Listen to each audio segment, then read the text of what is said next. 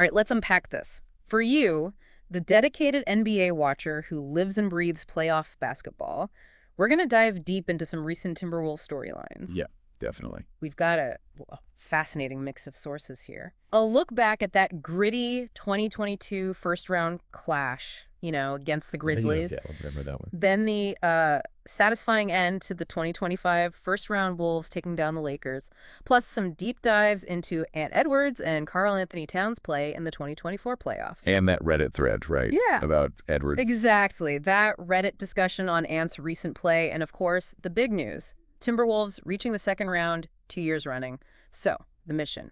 Cut through the noise, get you the key insights. Right. You're not looking for just the headlines. You want that deeper understanding of why this stuff matters. We've basically pulled it all together to give you those key takeaways, those aha moments about the Wolves' journey. Okay, let's kick things off. Rewind to 2022.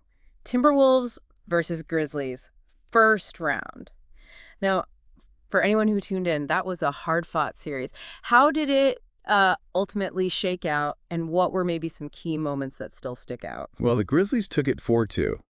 But, man, it was a real test for that young Wolves team. Yeah. Looking back, Anthony Edwards was clearly the guy for them offensively, led them in scoring. Yeah? He had those big games, remember, 36 points in Game 1, kind of announcing his arrival. Right. And another 30 in the closeout, Game 6. And Karl Anthony Towns, he was controlling the glass, had 13 boards in Game 1, 11 in Game 2, 14 in Game 4. That early playoff experience for those two was just invaluable, wasn't it? Absolutely. And for the Grizzlies, Ja Morant was, he was the engine, right? Points, assists leader. Totally. He dropped 23 in Game 2, then a series-high 30 in Game 5. And defensively, Jaren Jackson Jr., he was swatting shots, and Brandon Clark led them in rebounds. He had that huge 15-board game. Yeah, Clark was big in that series. It's fascinating looking back. How many of those guys are still, the main dudes for their teams? And maybe how their roles have shifted a bit. Definitely. And what was also really striking in that series was Desmond Bane's efficiency from Memphis. Mm-hmm. He shot 50% from the field, which is great, and almost 50% from three. .491, I think. That kind of reliable shooting in the playoffs. It can totally swing things. Oh, kidding. And just to give you, the viewer, some context, in the West back then, 2022 first round, you had Nuggets, Warriors, Jazz, Mavs, Pelicans, Suns. It was pretty competitive even then. Right, a stacked West, as always. Okay, now let's jump forward. 2025 playoffs, Timberwolves face the Lakers, first round. Again, very different outcome this time. What went down, and what's the big picture takeaway for Wolves fans who've been waiting for this? Yeah, huge difference. This time, in result, lots of Wolves fans were really hoping for. They beat the Lakers in 5, 4-1. And here's the really big thing for the franchise. First time ever they've won playoff series in back-to-back seasons. For a fan base that's seen all the ups and downs, this feels like a real turning point. It really is. That's a landmark achievement. The scores showed the Wolves had the edge, finishing it with a 103-96 win in Game 5. Right. And even in that final game, Ant Edwards, who's become such a dynamic scorer, he actually had a tough shooting night. Yeah, I saw 5 for 19 and 0 for 11 from 3. It kind of shows that even when your star isn't hitting shots, the team can still find a way to win in the playoffs. Precisely. And Rudy Gobert. He stepped up huge in that closeout game. Playoff career highs, 27 points and a massive 24 rebounds. Wow, 24 boards. Yeah. That kind of inside dominance can just wreck an opponent's game plan, especially against the Lakers team that went with a small ball lineup in that deciding game. Did that move by the Lakers surprise you, knowing Gobert was down there? It's definitely. Yeah, an interesting call in an elimination game. Almost felt like they were trying to maybe pull Gobert away from the rim, prioritize shooting. But clearly he made them pay big time on the glass and inside. No doubt. And alongside the Wolves, other teams moving on to round 2 in 2025. Thunder, Cavs, Pacers, Celtics. So you're seeing different contenders emerging. Yeah, the field's opening up. And we've still got some big Game 6s coming up, too. Knicks, Pistons, Nuggets, Clippers, Rockets, Warriors. The picture's still taking shape. Absolutely. Okay, let's pivot now to Anthony Edwards. Really dig into his recent playoff stuff. We've got his numbers from that whole 16-game run in 2024, plus what we just saw against the Lakers in 25. For those who watch those games, what patterns or maybe improvements have you seen in his game? Well, in the 2024 playoffs, Ant put up some really impressive numbers, like 27.6 points, 7 boards, 6.5 assists a game, over 16 games. That's solid. Yeah, very solid. And he had those nights that just grab you, Yeah. 44 against Denver, another 33 against Denver, 40 against Phoenix. He showed he can be that number one option, the main guy on a playoff team. He certainly did. But it's worth mentioning that that Reddit discussion, it brought up an interesting observation, looking at maybe a change in his game later in that 2024 run. Right. The analysis suggested that after he took that hard fall, Game 6 against Denver, maybe his stats kind of shifted. What did that breakdown show? Yeah, the Reddit thread pointed out that, like, in the 10 games before that fall, Ant was averaging around 30 points, shooting really well, 54% field goals, 42% from three, and getting to the rim a lot. But then in the games after the fall, the numbers apparently dipped, around 17.5 points, lower efficiency. And it looked like he took more threes, drove less often. Now, look, as any sharp observer knows, drawing huge conclusions from, like, 6 games, it's tricky, right? Oh, definitely.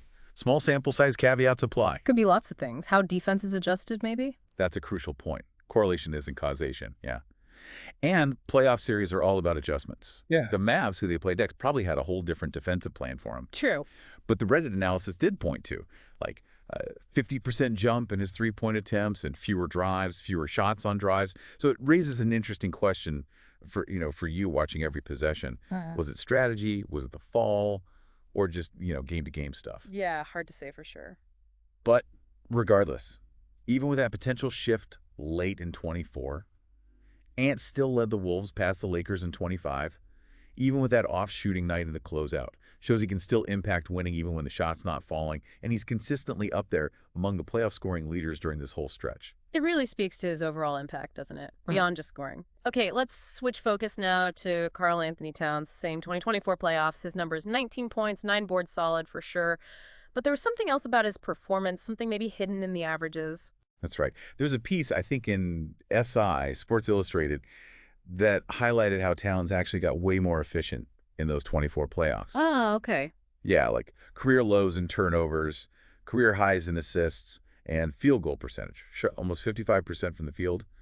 For a guy with his offensive skill, that kind of efficiency, it really suggests some real growth in his game, maturation. Absolutely. His PER, the player efficiency rating, quick reminder for you, that measures per minute production, and his box plus minus BPM, which estimates contribution per 100 possessions. Right, those advanced stats. Both jumped up significantly in the 24 playoffs compared to his earlier playoff runs. So it suggests he wasn't just scoring efficiently, but making smarter plays, contributing more broadly. And yeah, for those tracking game logs, he had several high-scoring, high-rebounding games, showed off that whole modern big skill set. It really seems like he's finding that sweet spot, being that super effective number 2 next to Edwards. And that improved efficiency from both your stars, that's got to be a huge reason for this recent playoff success. No doubt. Which kind of brings us to the bigger picture, the historical context. Yep. Getting to the second round 2 years in a row, that's massive for this franchise, isn't it? Especially for viewers who remember the leaner years. Oh, huge, yeah. Like our sources point out, consistent playoff success has been, well, pretty rare for the Timberwolves. Before last year, they'd only won 2 playoff series, ever, in their first 34 seasons. Wow, only 2? Yeah. That 2004 team with KG that went to the conference finals, that was basically it. For a lot of fans, playoff basketball just wasn't something you expected every year. Exactly. There was that long playoff drought, and then all those, often painful one-and-done first-round exits. So making the second round back-to-back, it really feels like a shift. Like maybe the trajectory of the whole franchise is changing. Right. Suggests a growing consistency, maybe a belief they actually belong up there with the top teams in the West. And, you probably saw the post-game stuff. Coach Finch stressing they're not just happy to be here, they've got bigger goals. Yeah, that mindset. Plus all the playoff reps that Ant, KAT, and the whole team are getting, that could be absolutely pivotal going forward. They've gone from being on the outside looking in to being a team that's, like, expected to compete deep into the playoffs now. So let's try and wrap this up for you. The dedicated NBA fan watching all this unfold, we've kind of traced the Wolves' path from that tough first-round loss in 2022 to the big breakthrough against the Lakers in 2025, a historic moment for the team. Yeah. We looked at the star duo, Ant Edwards, his scoring bursts, that potential injury impact question, and Karl Anthony Towns with his jump in efficiency in 24. Right. And we put it all in context, how rare this kind of sustained success has been for Minnesota. So despite the, the usual playoff ups and downs, individual game struggles, injuries, This team's shown some real resilience. They hit a major milestone. And that really leads to a pretty compelling question for you to chew on as you keep watching the playoffs.